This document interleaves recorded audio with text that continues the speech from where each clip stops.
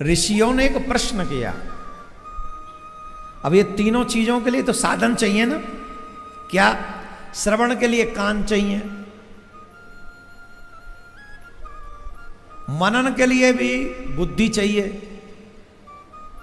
श्रवण के लिए कान, मनन के लिए चित्त चाहिए, उसके लिए बुद्धि समर्थ होनी चाहिए। कीर्तन के लिए जिह्वा चाहिए। लेकिन इस संसार में ऐसे भी तो लोग हैं जो गूंगे, बोल नहीं सकते, वो कैसे कीर्तन करेंगे? जो गूंगे हैं वो क्या कीर्तन करेंगे?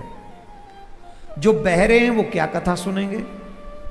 और जिनकी बुद्धि नहीं है, विवेक नहीं कह सकते, जिनके ध्यान करने की क्षमता नहीं, वो क्या करेंगे? इसका मतलब ऐसे लोगों का कल्याण नहीं होगा और ऐसे लोग कल्याण से वंचित हो जाएंगे। तो ऐसे लोगों का कल्याण कैसे होगा? जिनके न श्रवण है, जिनके न वाणी है और न बुद्धि बल है, उनका कल्याण कैसे होगा? यदि कोई व्यक्ति श्रवण मनन और कीर्तन स्थान पर सामर्थ्य न हो तो उसे क्या करना चाहिए, ये कृपा करके बताइए। तो सूत जी ने बताया, जिनके घरों में, ध्यान से सुन लीजिए प्लीज, स्पेशल बात बता रहे हैं, जिनके घरों में स्पेशल चाइल्ड हों,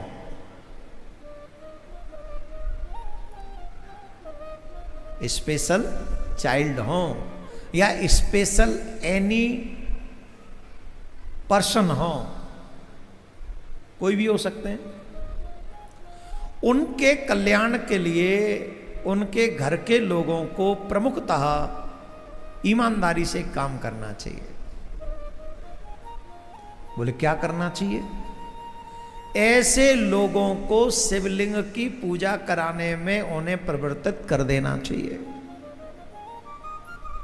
कुछ न करें, मात्र अपने घर से एक लोटा जल लेके जाएं, उसमें कुमकुम आप डाल दीजिए, बेलपत्र आप उसका हाथ लगवा दीजिए, कुछ भी व्यवस्था ऐसी बनवा दीजिए और एक लोटा जल नित्य शिवजी पे ऐसे व्यक्ति से चढ़वा दीजिए। अगर वो चढ़ाने में भी असमर्थ हो तो आप हाथ पकड़ के उसके हाथ से चढ़वा दीजिए, इतने में ही उसकी मुक्ति हो जानी है।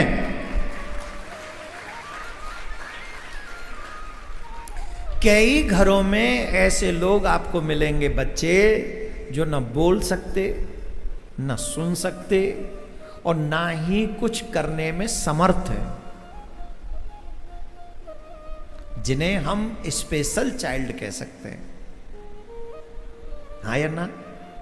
तो ऐसे बच्चों का भी, क्योंकि अब वो तो उनकी समझ नहीं है, पर पिछले किसी जन्म के कारण तो वो यहां कष्ट पा रहे हैं और इस जन्म में वो हमारे यहां आए हैं। इसका मतलब हम भी उनको कहीं कष्ट दे के आए, इसलिए वो ये सेवा हमको दी कि अब तुम इनकी सेवा करो।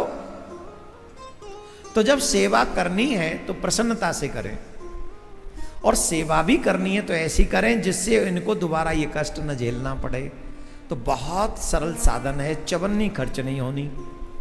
एक तांबे का लोट आपके घर में ही होगा, जल नल में जल आता ही होगा, कुमकुम घर में होगी, नहीं हो तो बिना कुमकुम के ही जल चढ़ाओ।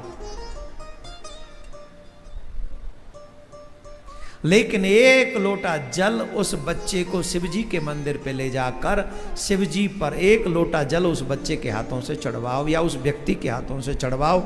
अगर हमको लगता है वो जीवन भर कुछ न कर सके, मात्र 1 साल ही कर जाए कॉन्टिन्यूस, मात्र 1 साल, इतने में भोले बाबा दया करके उसका बेड़ा पार कर देंगे, उसका कल्याण कर देंगे।